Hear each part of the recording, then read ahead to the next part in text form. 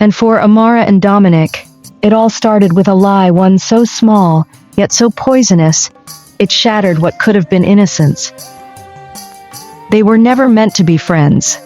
In fact, by the time they were in senior secondary too, they were known for being sworn enemies, the kind who couldn't sit in the same room without raising voices, eyes, or fists. Their classmates had grown used to the tension. Teachers tried to intervene. Nothing ever worked. To outsiders, it made no sense. No one understood what caused such deep hatred. Some said they were too similar. Others whispered about secret crushes gone wrong. But the truth was uglier than that. It started in JSS 1, in a dusty classroom with broken windows and scratched desks. Amara had just transferred from another school. She was quiet, smart, and eager to catch up on the 3 weeks of classes she had missed. The moment she entered, her new seatmate, a thin, pale girl named Jonah, pointed her toward the class prefect, Dominic. "He has all the notes," Jonah said, chewing her pen cap. "He's stingy though, so be nice."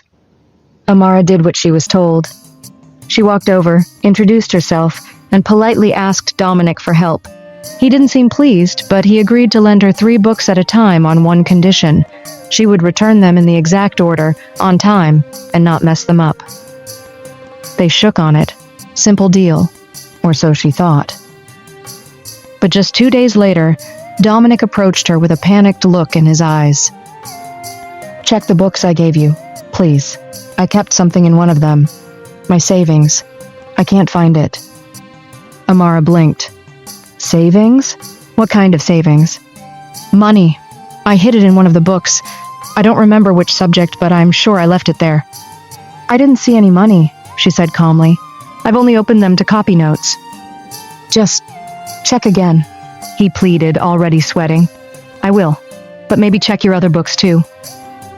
That night, Amara opened every page, shaking the books, checking even the spines. Nothing.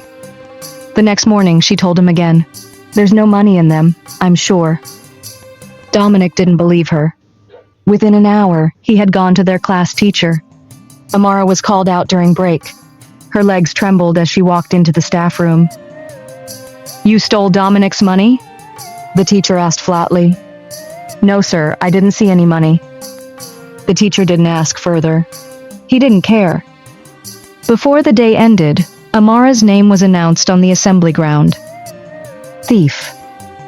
That's what they called her. She was whipped in front of the entire school. Her parents were summoned and asked to repay the money. Out of shame, they agreed. 2 weeks. That was how long they made her go to school without lunch money to teach her a lesson. She didn't talk. She didn't eat. She sat in silence and stared at her desk like it had betrayed her. Dominic avoided her, but his eyes were always watching. Amara hated him from that day, and she never forgave. What followed were years of silent war. Every term they fought for the top spot in class. One would come first, the other second. They never smiled at each other, never said hello. If asked to work together in a group, they'd both walk out.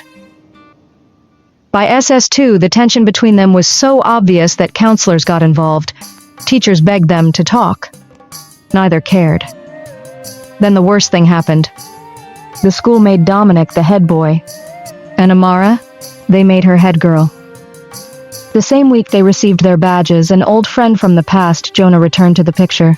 But this time, she wasn't sitting at the back of the class chewing pen caps. She was lying on a hospital bed, pale, shaking, and dying. She was born with sickle cell anemia. Her condition had always been fragile, but now it had worsened. Nobody expected her to survive past the term. One day, out of nowhere, she called for them, both of them. Amara hesitated. She hadn't spoken to Jonah in years. Dominic didn't want to go either, but curiosity won. When they got to the hospital, Jonah could barely sit up. She was crying before they even walked in. "I have something to say," she whispered. "I've been hiding it for too long." They exchanged looks. "That money, the one you accused her of stealing." Jonah paused and choking on her breath. "I took it. That day. When Dominic gave Amara the books, I saw something sticking out of one of them. I opened it. There was money. I took it. I didn't think it'd cause all this. Silence.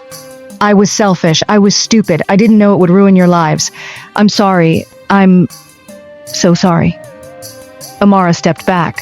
Her knees almost gave out. Dominic didn't move. He just stared at the girl who had unknowingly lit the match that burned everything.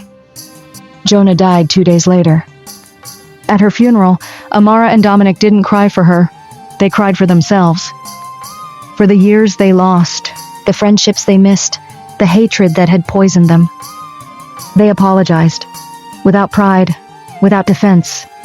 Just raw, broken words. And somehow nobody knows how that apology turned into something else. They began talking, sitting beside each other, helping each other with prefect duties. They laughed. They shared old memories. Students started whispering. Teachers stared in shock. They're dating now? Some asked. Not yet, but it was coming. Coincidence or fate, they both got accepted into the same university, same department, medical rehabilitation and physiotherapy. Amara had always wanted it. Dominic, not so much he wanted medicine, but missed the cutoff. Still, he accepted it, and in no time, they were inseparable. In their second year, Dominic asked her out. Amara said yes. By their fourth year, they were elected SUG president and vice president. Everyone called them the leading couple. They loved each other like they were making up for lost time. Then came graduation. A big dinner was organized for the final year students, laughter, drinks, music in the background. That night they sneaked out of the crowd, just the two of them, talking, laughing over nothing. Then came the kiss, the passion, the decision. They laid on the grass under the open sky, music drifting from the party as they lost themselves in each other. Afterwards, while dressing up, Dominic turned serious. "I'm scared," he said. "Scared of ever losing you." Amara looked at him. "Me too," she whispered. "Sometimes I think about us making a blood oath." Dominic froze, then smiled. "Let's do it, right now." Amara laughed nervously. "I was just joking." "I'm not." He was serious, more serious than she'd ever seen him. She reached into her purse and pulled out a small blade, a clean, unused razor. For a few seconds, neither moved. "Are we really doing this?" she asked. He took it from her hand, sliced open his thumb and watched the blood drip. "Your turn." She hesitated. Her hands trembled. "I'm scared," she said. "It's just a cut, Amara. We've come too far." So she did it, slowly, painfully. Their thumbs touched, their blood mixed. "I swear to love you forever," Dominic said. "I'll never cheat, never lie. I'll marry only you, and if I break any of this, let me lose my mind and set you free." He placed his thumb in her mouth. She licked his blood and swallowed it, then repeated the same vow. He did the same.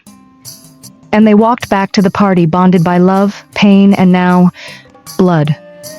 It should have been a fairy tale after that. They graduated. They got jobs at a prestigious rehab center. Things were looking good. Then the scholarship came. Dominic was going abroad for 2 years. A dream offer. But dreams come with distance. "I'll come back," he promised as she stood in his room, holding his hand like it was the last thing she'd ever hold. "I'll wait," Amara whispered, tears sliding down her face. "I'll die if I don't see you," he said, trying to smile through the pain. "You'll call me every day?" "Every second I can." And then he left. Amara stood there watching the door close, wondering why the air suddenly felt so cold. They had made a blood oath. They had promised forever. But forever is a long time. If you're still watching, tell us in the comments. Would you ever take a blood oath for love? Do you think Dominic and Amara's bond will survive the test of time and distance? Tap the like button if you're already hooked. Don't forget to subscribe and turn on the bell. The next part is where everything changes. Amara was at work when her phone started ringing.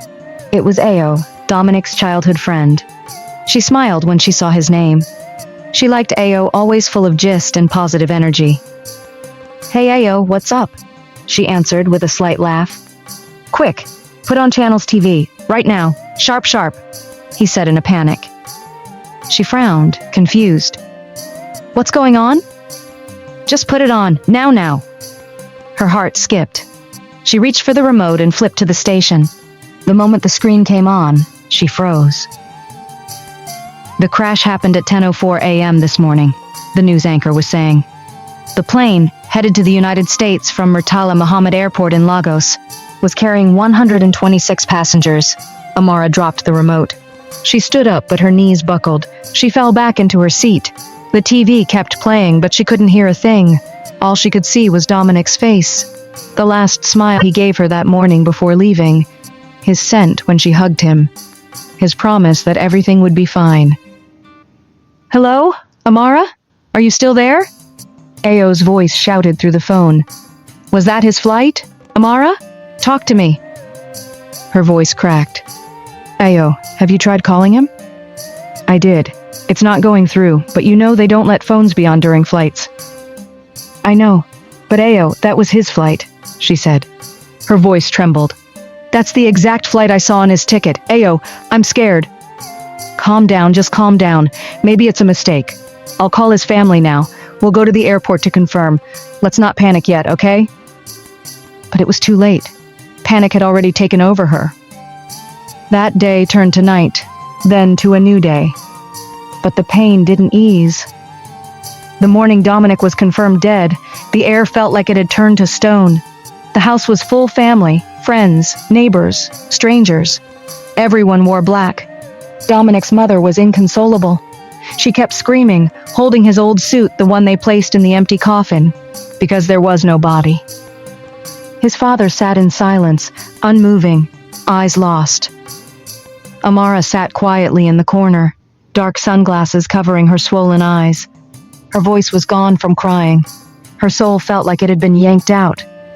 She heard Ayo's voice again in her head. "Amara, I'm so sorry. He's gone." She took off her sunglasses and wiped her tears with a crumpled handkerchief. But as she did, the tears came back stronger. Ayo held her, tried to console her, but her chest kept heaving. "How can Dominic be dead?" she whispered. Why him? He was only 23. When they lowered the coffin into the ground, her legs gave out. She couldn't walk, couldn't breathe. "This wasn't the plan. Dominic, this was not the plan," she wept. That night, she held his favorite jacket, curled up on her bed, and dialed his number. It was still switched off. She tried again, and again, until her phone died in her hands. She cried herself to sleep, whispering his name. The next day, she called again, and the day after that, and every day after. She sent him voice notes, messages, emails, birthday wishes. She tagged his old photos. She left comments under his posts like he was still alive. She did it for 2 years, until he became a memory. "He was the only one who ever truly saw me," she once said to a new voice in her life. "The only one who loved me the way I needed to be loved." That voice belonged to another Dominic, not the one she buried, but the man she now dated. A plastic surgeon with roots in both Nigeria and Canada.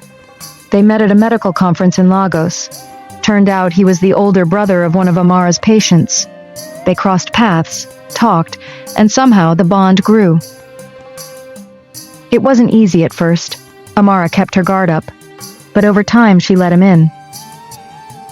"It's been 5 years," she told him during a quiet dinner.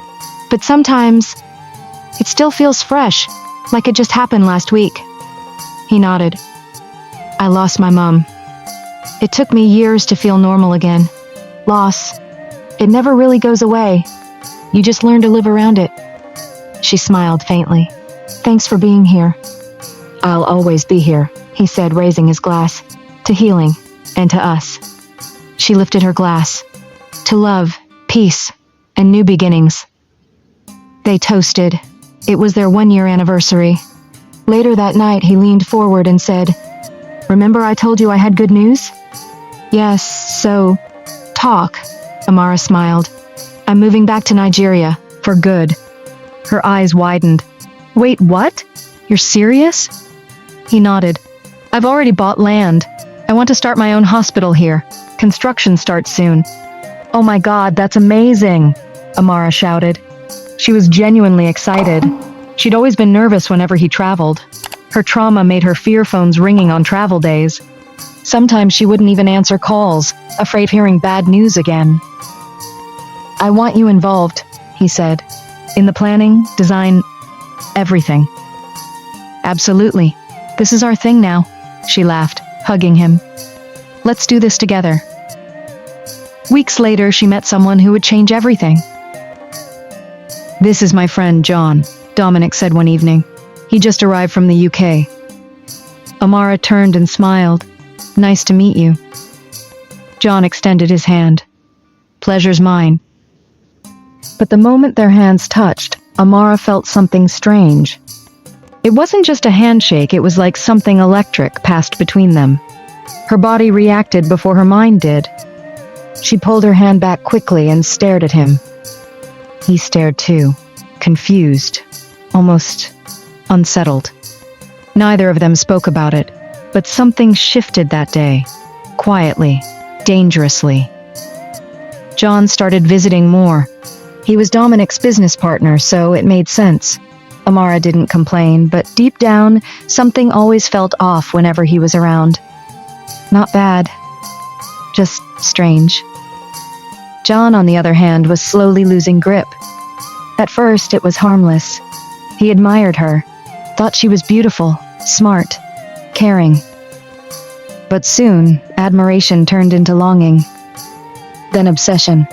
It all came to a head on a Saturday. Dominic had too many appointments and was running around for hospital endorsements. A document needed to reach John urgently, but Dominic couldn't go himself. Babe, please take this file to John for me, he said, handing it to Amara as he rushed out. She nodded. Okay, no problem. It was raining lightly when she stepped out.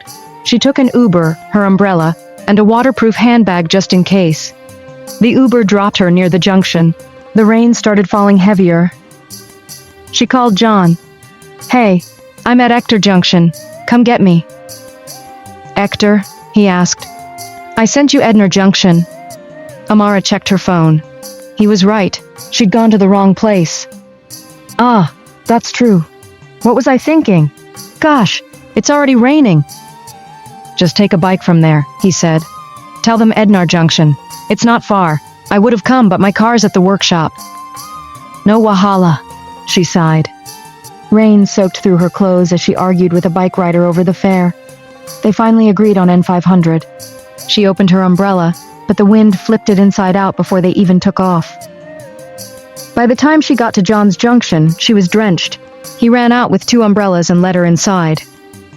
You can't stay in those clothes, he said. Go change. Wear something of mine. She hesitated.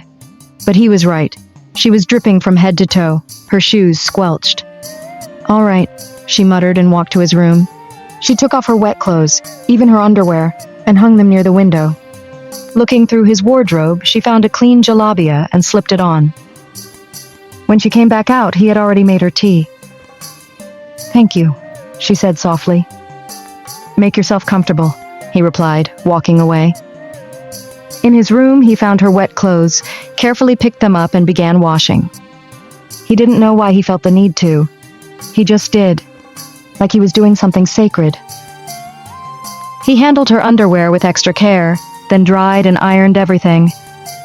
When he returned to the living room, Amara was on a video call with Dominic. Thank God I was heading to John's place. I'd have been stranded, she was saying. This is why I need a car. Dominic laughed. We'll get you one this weekend. John joined the conversation briefly, and they all laughed and chatted. After some time, Amara decided to leave. She went into the room to get her clothes only to find them cleaned, ironed, and neatly folded on the bed. She was shocked, touched, grateful. She rushed out and hugged him. Thank you. The hug lasted longer than it should have. John didn't want to let go. Neither did she. Something passed between them again. A heat. A pull. Amara's hands trembled. Her heart raced. Her breath slowed. She didn't know why she was reacting like this.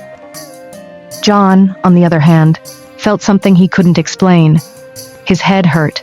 Blurry images flashed through his mind. A strange sense of déjà vu. Pain, love, longing. He staggered. Amara pulled back.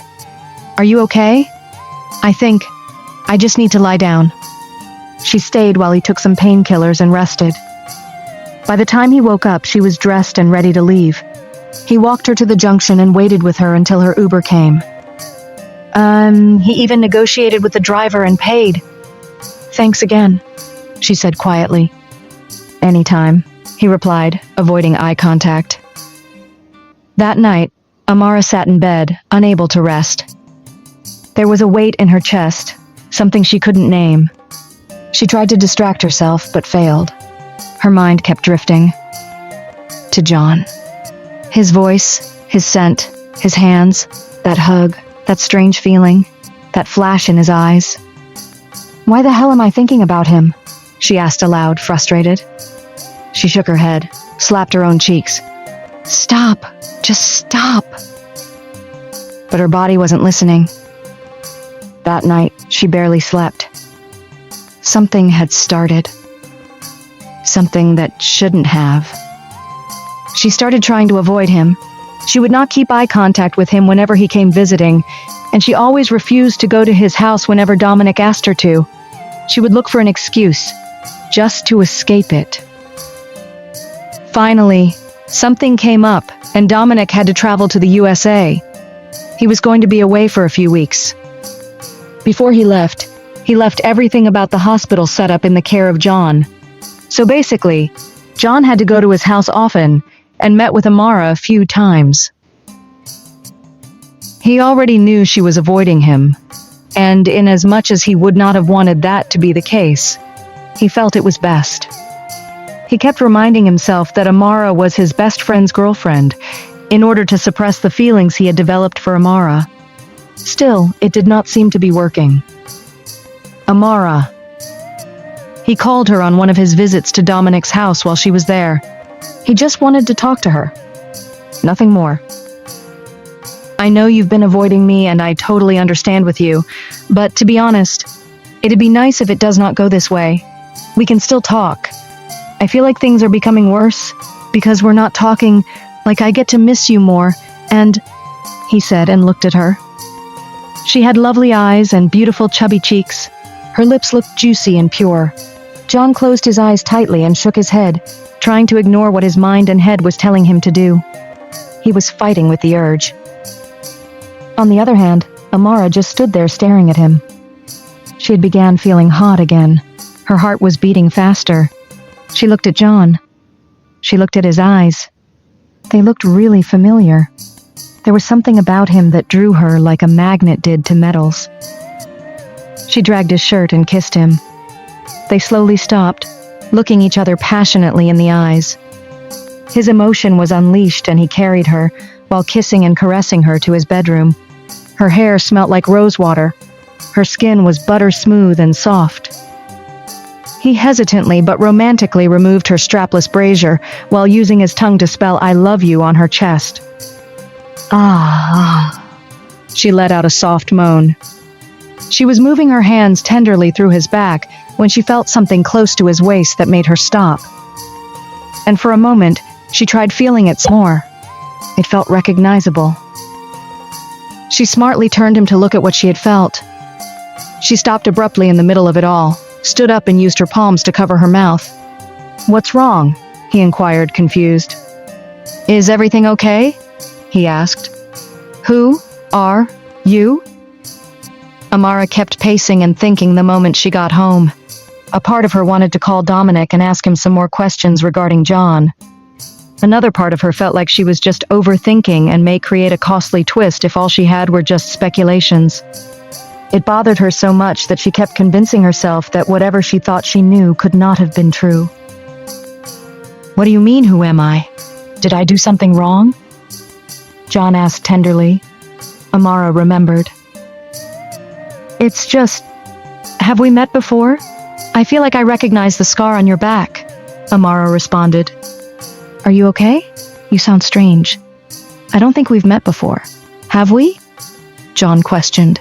He was equally confused. I'm sorry, it's just that... Amara heaved. You know what? This didn't happen. I'm dating your friend and we're not supposed to be doing this, she replied, and hurriedly arranged herself to leave. John was dumbfounded as he watched her walk out of the room. He heard the exit door get shut after a while. Feeling bad that he had gone against his friend, Dominic, and reasonable standard by falling for his girlfriend, he cupped his face in his palms regretfully.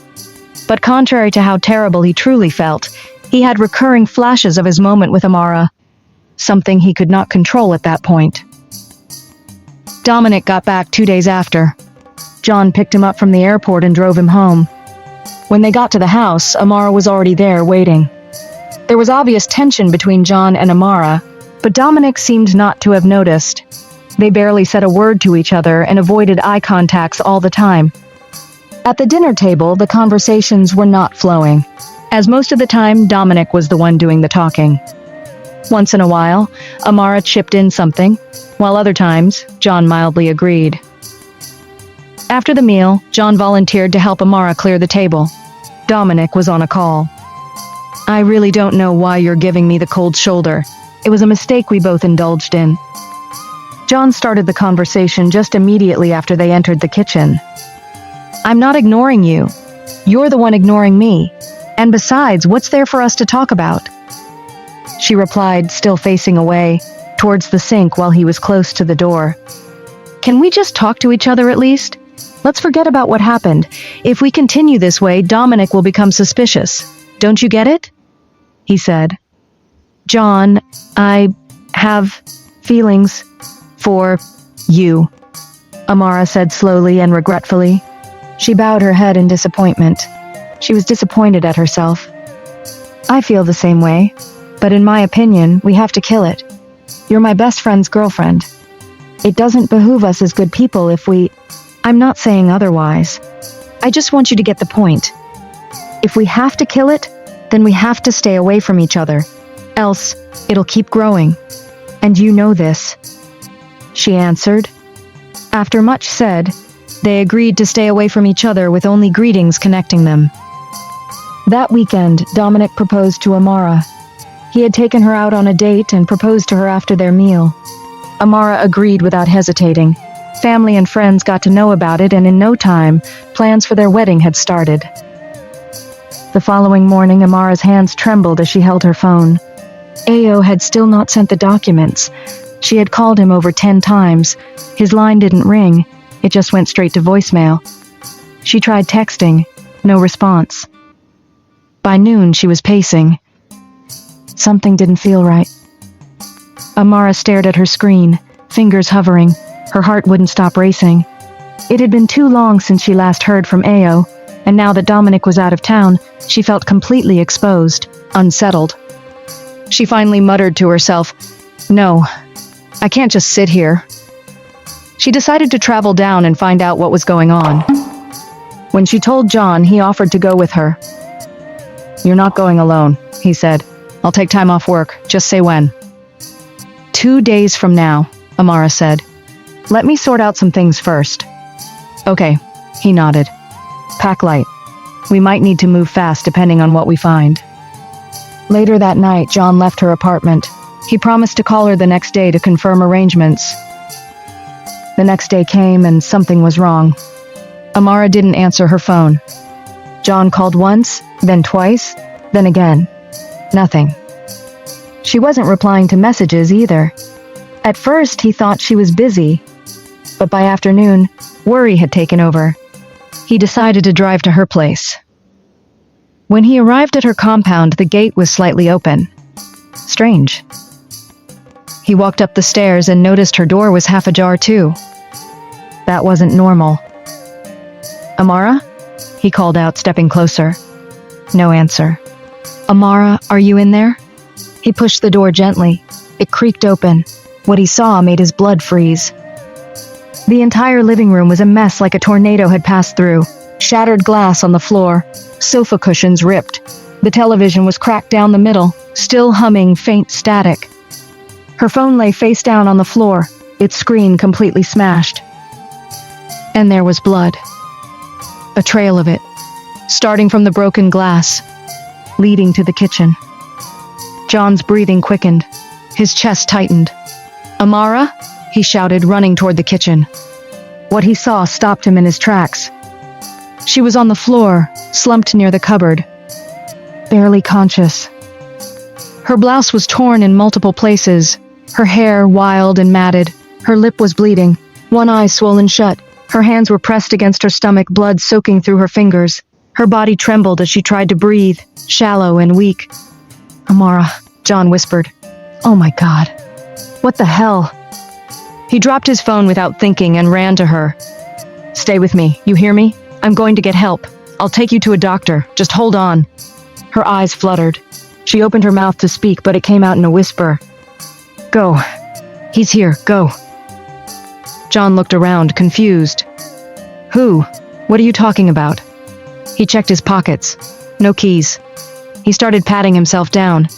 "Where's my key? Damn it, stay with me, okay? You'll be fine. You'll be fine." He turned to her again. She was still bleeding. "Behind you," she said again, this time louder. Her voice carried weight. John turned slowly, and then crack. Something hard struck the back of his head. His knees buckled. He collapsed to the floor. There was a sudden sharp sting inside his skull, like electricity shooting through his brain. His body spasmed slightly. And then, flashes. Memories. He wasn't sure if they were real or dreams.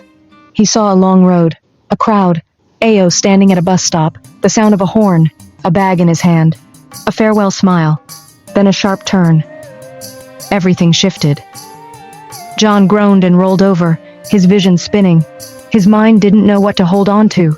His ears were ringing. "Ao," he muttered. He blinked hard. Wait, who is Ao? There was a figure near him, a man, holding a plank. The edges of John's vision were hazy, but he could make out Amara still lying nearby, unconscious or worse. His heart screamed, but his body couldn't move. Crack. Another hit. Darkness.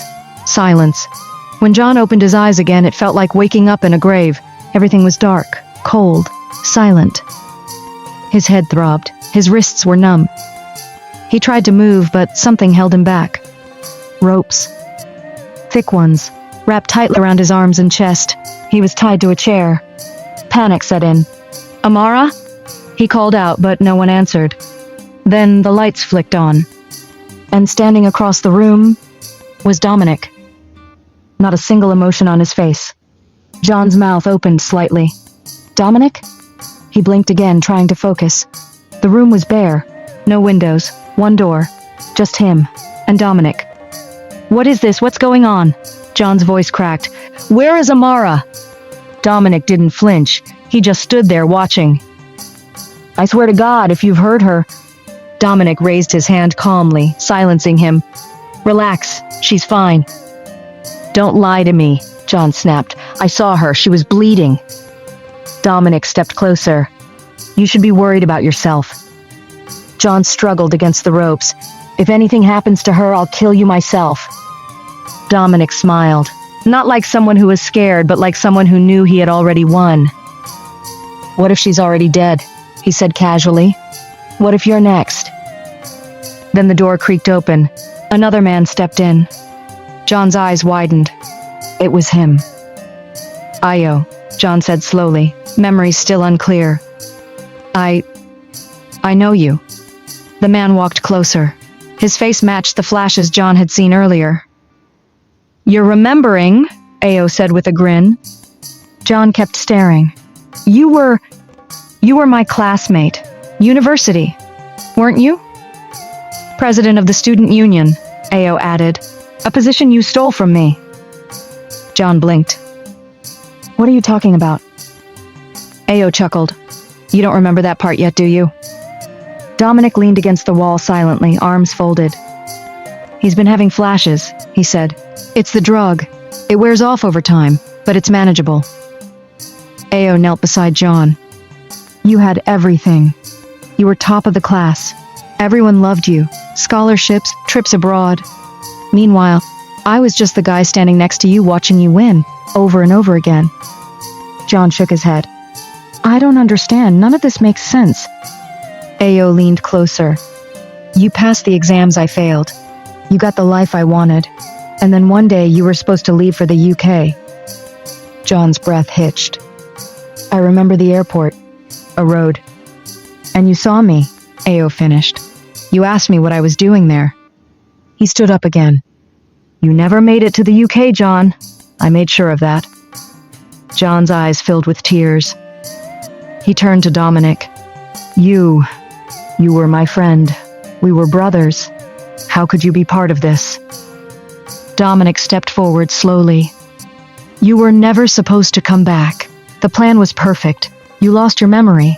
We gave you a new identity, and guess what? It worked. For a while. John's voice cracked. So I'm Alex? Dominic nodded. And I took your life. John's head dropped. His whole body sagged in the chair. Why? Why would you do this? Because you had everything. Ao spat. And we had nothing. John looked up, trembling.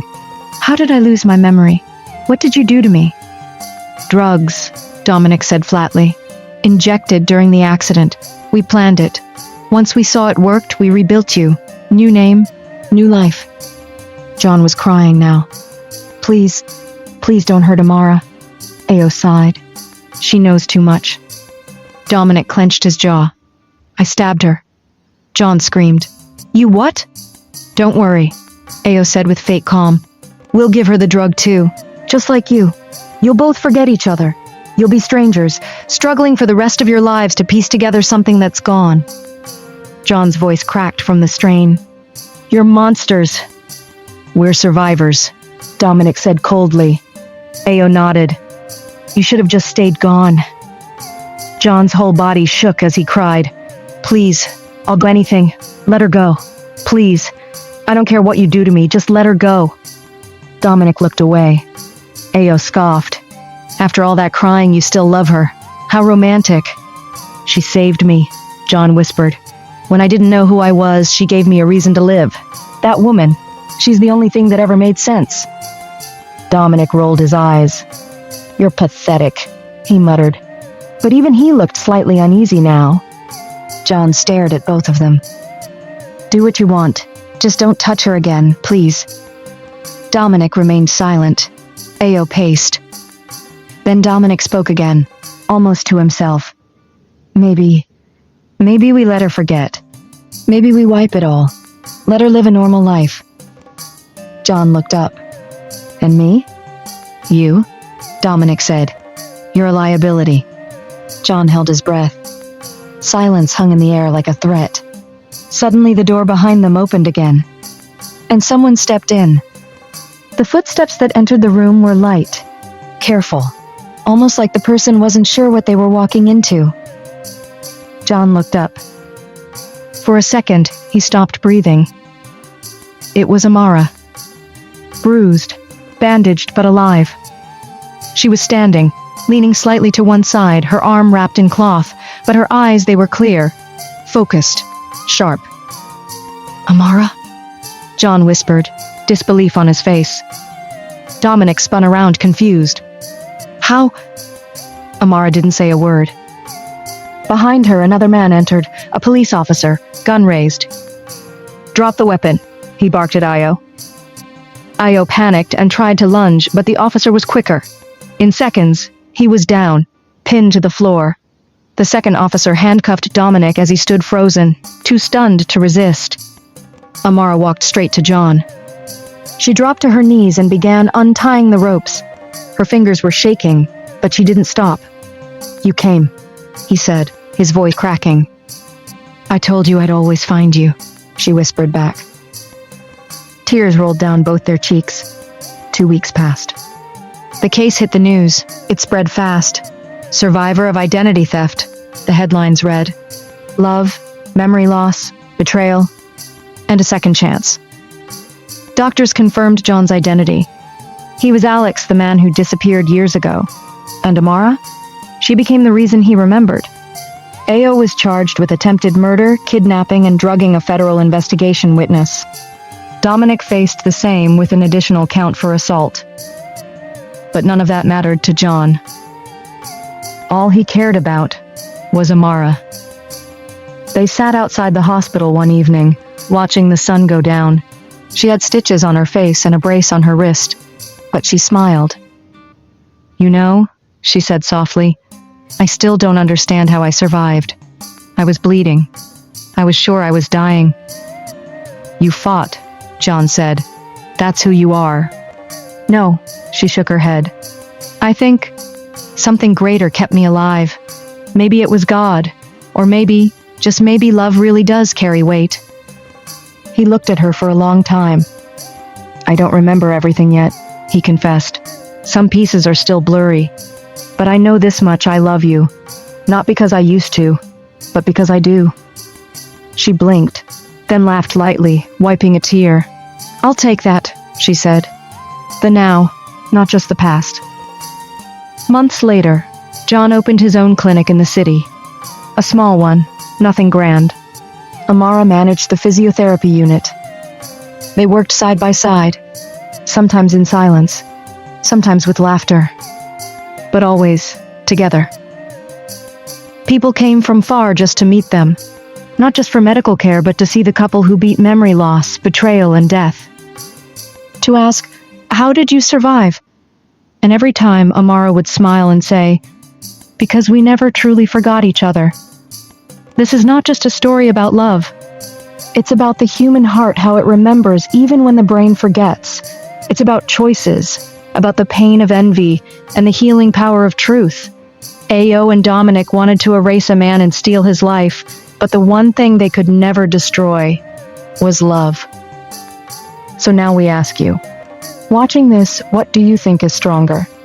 Love or memory? Can love alone rebuild what the mind forgets? Let us know in the comments. We want to hear your thoughts. And if you followed this journey till now, don't forget to like, subscribe, and turn on your notifications. At Folktales Cinema, we bring you real stories with heart tales of pain, redemption, betrayal, and hope. Until the next story, hold on to your truth and never stop fighting for what's real.